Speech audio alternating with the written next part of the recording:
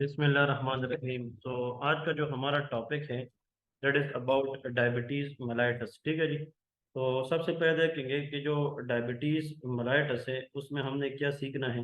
A very very important disease and that is very very common through out the world.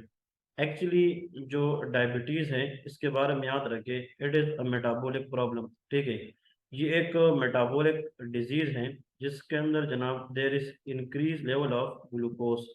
Diabetes के अंदर glucose की level ज़्यादा होती है बिकॉज ऑफ दो चीज़ें। या तो जनाब नो इंसुलिन, क्योंकि हमने डिस्कस किया है इंसुलिन हार्मोन का काम ग्लूकोज कम करना है। या तो इंसुलिन होने नहीं होता या इंसुलिन रेजिस्टेंस होता है। ठीक है जी। अब दो चीज़ें आप लोगों ने यहाँ से सीखनी है कि a condition characterised by increase glucose level in the blood which is called hyperglycaemia is either due to absence of insulin due to beta cell destruction of pancreas, or insulin is released but not act on the receptor properly। इन दोनों की वजह से glucose का level blood के अंदर persistently high रहता है। ठीक है, उसको हम डायबिटीज मेलाइटस कहते हैं। अब वो डायबिटीज जिसमें ग्लूकोज ज्यादा हो बट इंसुलिन ना होने की वजह say that is called DM1। इसको हम डायबिटीज टाइप 1 कहते हैं। लेकिन वो कंडीशन जिसमें इंसुलिन रिलीज होता है लेकिन वो रिसेप्टर पे काम नहीं करता जिसकी वजह से ग्लूकोज लेवल रिमेन हाई, इसको हम DM2 कहते हैं। That is called diabetes type 2। ठीक है जी। अब ये चीज आप लोगों ने याद रखनी है। अब इधर आते हैं, अगर एक पेशेंट है उसको डायबिटीज है तो उसकी मैनिफेस्टेशन क्या है। So number 1 there is polyuria, polydipsia and polyphagia. अब हर एक वर्ड में पी आता है, इसको 3P कहते हैं, ट्राइएड कहते हैं। Combination of three thing is known as of triad. तो डायबिटिक पेशेंट की जो ट्राइएड है, तीन चीजें हैं, वो 3P है। Polydipsia increase thirst because of polyuria excessive urination, polyphagia more eating excessive eating. It is a chronic condition therefore there is weight loss. अब अगर DM1 that is diabetes type 1, if left untreated patient develop DKA, diabetic ketoacidosis, which we will discuss now, that is a complication of type 1। but hyperosmolar hyperglycemic state, देखिए H for hyperosmolar, then H stand for hyperosmolar and hyperglycemic। ठीक है, hyperglycemic state that is called HOX। HOX का मतलब होता है hyper osmolar hyperglycemic state that is seen in type 2। now we will discuss कि why type 1 has DKA but type 2 has hyperosmolar hyperglycemic state, अभी हम discuss करेंगे। अब हमने पढ़ा था कि जो डायबिटीज है वो ग्रोथ हार्मोन और एपेनेफ्रिन ये भी डायबिटोजेनिक है। इन दोनों की वजह से जो ग्लूकोज लेवल है वो भी बढ़ सकती है, but they are rarely causes diabetes. The most important point to remember for diabetes is absence of insulin or insulin resistance। It is also seen in a patient with glucocorticoid therapy क्योंकि glucocorticoid also increases glucose level। Gluco mean glucose, corticoid means steroid। So those steroid hormone, especially natural steroid hormone is cortisol, जो adrenal cortex के अंदर, adrenal medulla adrenal cortex के अंदर zona fasciculata से बनता है। तो ग्लूकोकार्टिकाइड इंक्रीजेस ग्लूकोज लेवल, बट ग्लूकोकार्टिकाइड की वजह से अगर ग्लूकोज बढ़ जाए तो उसको हम स्टीरॉयड डायबिटीज कहते हैं। अब देखिए बुक ने ये थोड़ा सा जो है ना हट के लिखा है। हमें कॉम्प्लिकेशन तब पढ़ने होंगे जब हमें टाइप्स का समझ आ जाए। तो सबसे पहले without complication we should go for the types of diabetes. पहले हम टाइप्स को डिस्कस करेंगे, उसके बाद हम फिर कॉम्प्लिकेशन की तरफ आएंगे। फिर हमारे लिए बहुत ज़्यादा आसान होगा। तो देखिए अब टाइप्स के अंदर आसान है, दैट इज फॉर एग्जांपल के this is type 1, this is called the type 2। The primary defect in type 1 is the auto immune T cell mediated destruction of beta cells in pancreas। A beta cell is destroyed, it do not release insulin। तो ऐसा diabetes जिसमें insulin का मसला हो, insulin release का मसला हो, वो टाइप 1 है। लेकिन अगर इंसुलिन है लेकिन रेजिस्टेंस है, रिसेप्टर पे काम नहीं करता, then that is known as type 2 diabetes। ठीक है जी, that is type 2। and the most common risk factor for type 2 that is called obesity। ये आप लोग साथ में नोट करें, obesity। जिन लोगों में फैट्स की लेवल ज्यादा होती है, excess fat can cause resistance to insulin। so obesity is a stronger risk factor for type 2। actually insulin necessary in the treatment। अब इस डायबिटीज के अंदर बीटा सेल डिस्ट्रॉय है, तो we should give insulin from outside, but यहाँ पे insulin दे भी सकते हैं, नहीं भी दे सकते हैं। यहाँ पे अगर हम ऐसा एक्सरसाइज बताएं या कोई मेडिसिन दें जिससे बंदा ओबिसिटी कम करे, फैट्स कम करे, उनकी बीएमआई कम हो, तो इंसुलिन की जो रेजिस्टेंस है वो भी कम हो सकती है। एज अगर हम देखें, the most common age for the diagnose of diabetes type 1, that is less than 30 and that is more than 40। ये अर्ली एज में डायग्नोज होती है, इसलिए कुछ बुक्स के अंदर याद रखें, जो टाइप 1 डायबिटीज है इसको हम जुवेनाइल डायबिटीज कहते हैं, और ये बाद में after the age of 40 diagnose होती है, इसको हम एडल्ट डायबिटीज भी कहते हैं। Actually association with obesity, there is no obesity but there must be obesity association, as I discussed before. Actually, next question, genetic predisposition, relatively weak 50% concordance in identical twins, ये polygenic in nature होता है but there is genetic history, और इसमें relative strong है, इसमें identical twin and polygenic, तो इसका मतलब जो जेनेटिक इनहेरिटेंस है इसमें कम है और इसमें ज्यादा है, और यहाँ पे obesity is stronger risk factor, तो please remember. Actually, association with HLA, we will discuss human leukocyte antigen, that's DR4 and DR3। But याद रखें अगर आप 4 से 3 माइनस करें तो 1 आता है। तो type 1 diabetes has association with HLA, DR4 end of DR3। HLA क्या है, ये कहाँ पे होता है, HLA की सिग्निफिकेंस क्या है, please hold on tell to immunology, we will discuss there, but यहाँ पे HLA की एसोसिएशन नहीं है। ग्लूकोज इंटॉलरेंस, अब थोड़ा सा इसको देखते हैं। अगर एक पेशेंट है, उसका ग्लूकोज, अब ये चाहे वो डायबिटीज टाइप 1 है चाहे वो डायबिटीज टाइप 2 है, इन दोनों के अंदर ग्लूकोज का लेवल क्या होता है, ज्यादा। अगर डायबिटीज टाइप 1 पेशेंट को देखें तो उसमें ग्लूकोज ज्यादा है, इंसुलिन नहीं है। अब इस बंदे को अगर आप मजीद ग्लूकोज देंगे, इंसुलिन ग्लूकोज देंगे, तो ये टॉलरेट नहीं करेंगे, क्योंकि इनकी ग्लूकोज पहले से ज्यादा है, इंसुलिन नहीं है, तो ये मजीद प्रॉब्लम क्रिएट करेगी। लेकिन अगर आप इस पेशेंट को ग्लूकोज देंगे तो उसमें इंसुलिन तो है लेकिन वो रेजिस्टेंस कर रहे हैं, तो कहीं ना कहीं पे काम तो कर रहा होगा, तो मतलब इसमें ग्लूकोज इंटॉलरेंस इतनी नहीं है, ये माइल्ड टू मॉडरेट है। बट यहाँ पे डायबिटीज टाइप 1 में मजीद ग्लूकोज बंदा बर्दाश्त नहीं कर सकता। इंसुलिन सेंसिटिविटी हाई है, यहाँ पे रिसेप्टर ठीक है, insulin want to work on receptor but there is no insulin because of destruction of the zeta cell, और यहाँ पे इंसुलिन है but they can't act on the receptor, so there is low sensitivity but high resistance. Ketoacidosis, जिस तरह हमने कहा था diabetic keto acidosis common in type 1 but not common in type 2। Beta cell number in the islets of लिंगरहान, इसमें कम होते हैं क्योंकि beta cell destruction की वजह से beta cell level will decrease, यहाँ पे वेरिएबल होता है।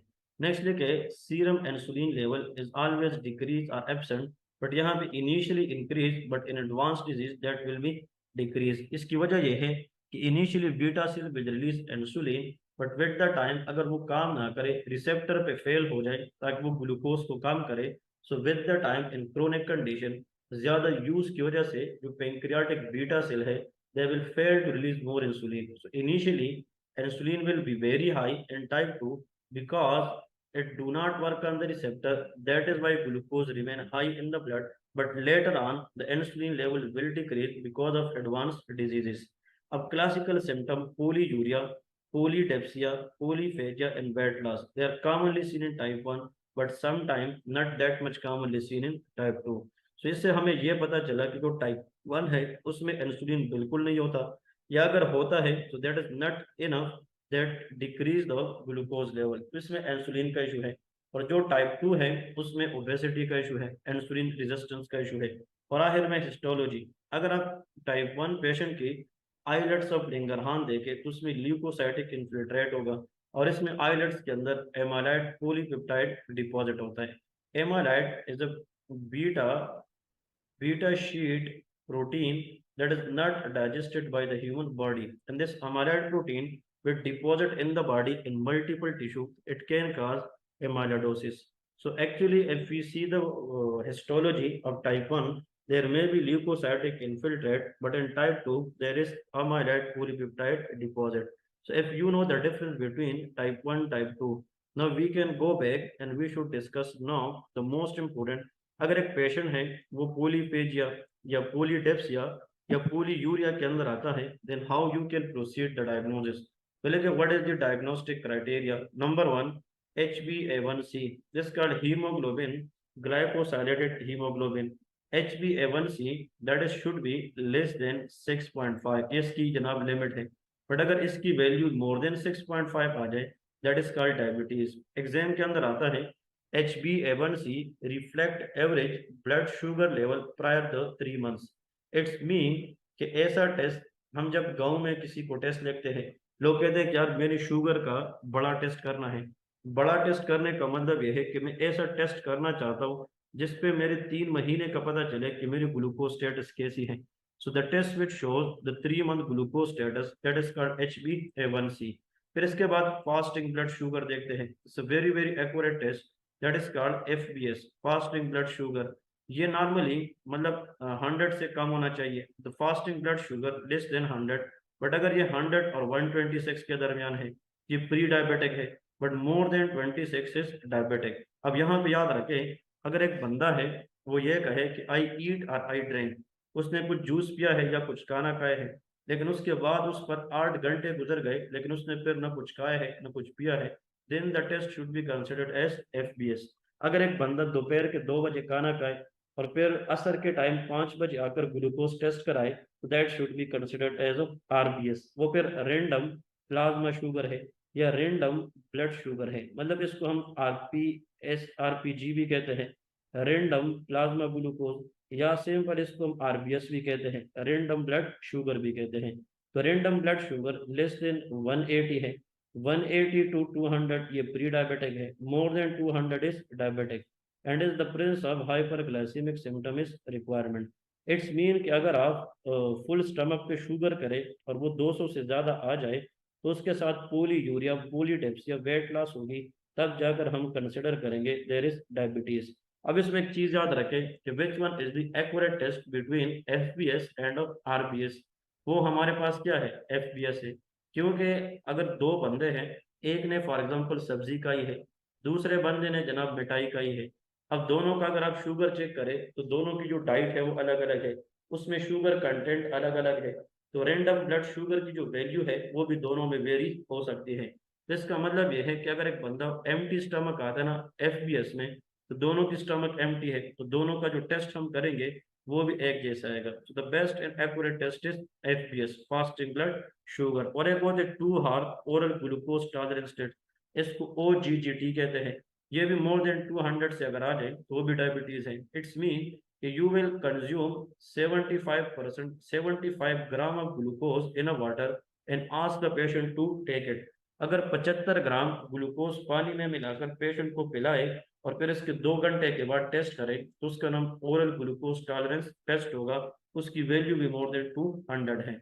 तो देखें, the best test to done for blood sugar that is FBS, but the test which shows the 3 month status of blood sugar that is called HbA1c, very very important।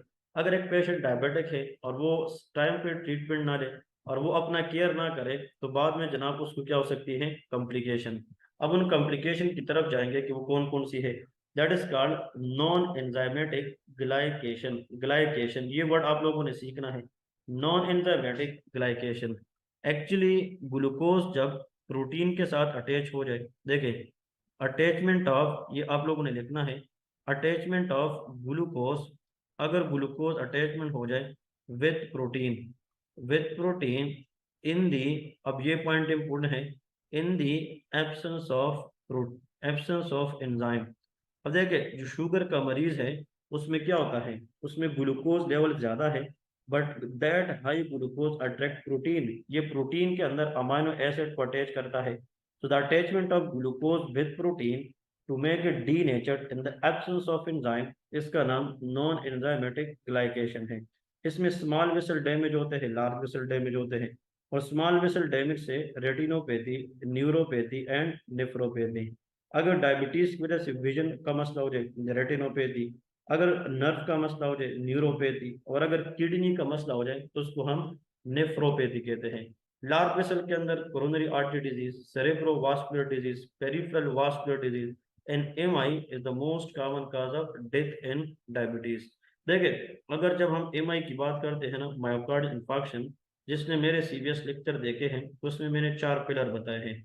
Number 1 is hypertension, number 2 that is called chronic smoking, Number three, that is called hyperlipidemia, that is called increased lipid, और last but not the least that is diabetes mellitus।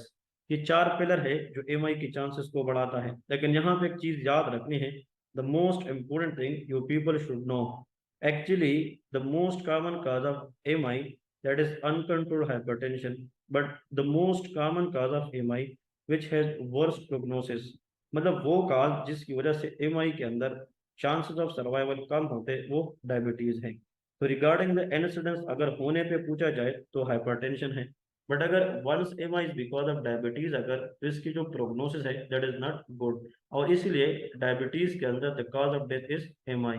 Osmotic damage, क्योंकि excess sugar जब glucose level ज्यादा है it will draw water from the different part of the body including lens, और ये सार्बिटोल जो है ये हम पढ़ेंगे जनाब बायोकेम के अंदर।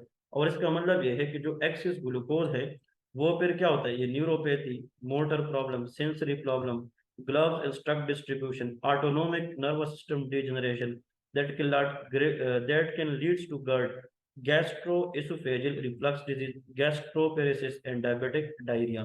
एक्चुअली जो गैस्ट्रोपेरेसिस है, अगर एक पेशेंट है वो डायबिटिक है, उसको वोमिटिंग भी हो रही है और इसका जो स्टमक है that is very very weak, तो डायबिटिक गैस्ट्रोपेरेसिस के अंदर वोमिटिंग को कंट्रोल करने के लिए जो ड्रग दिया जाता है दैट इज कॉल्ड मेटोक्लोप्रामाइड, वो हम डिस्कस करेंगे। But excess glucose which will draw water from the limbs that will lead to a condition known as cataract. तो डायबिटीज की जो एंड ऑर्गन डैमेज है उसमें न्यूरोपैथी, नेफ्रोपैथी, वस्कुलोपैथी, कार्डियोपैथी, इसमें मतलब नेफ्रोपैथी, ये सारे के सारे retinopathy, these are the complication of diabetes. अब अगर एक पेशेंट है वो टाइप 1 डायबिटिक है, तो उसमें ये चीज़ हमें सीखनी है कि टाइप 1 डायबिटिक के अंदर क्या होता है। सबसे पहले आप लोगों ने याद रखना है कि जो टाइप 1 डायबिटीज है इसमें हमने सीखना क्या है। The most important thing you people should know, यहाँ पे देखिए जो इंसुलिन है ना, इंसुलिन, जिसने ये जगह सीख लिया इसको ये सारा चीज समझ आ जाएगा। इंसुलिन का नॉर्मल काम that is called lipogenesis, it's mean कि whenever there is insulin it will leads to the synthesis of lipid, ये बहुत इंपॉर्टेंट है। और यहाँ पे मैं बड़ा करके लिखता हूँ, this is the physiological action of insulin. Actually when there is insulin normal in the body it will leads to formation of more lipids, lipogenesis.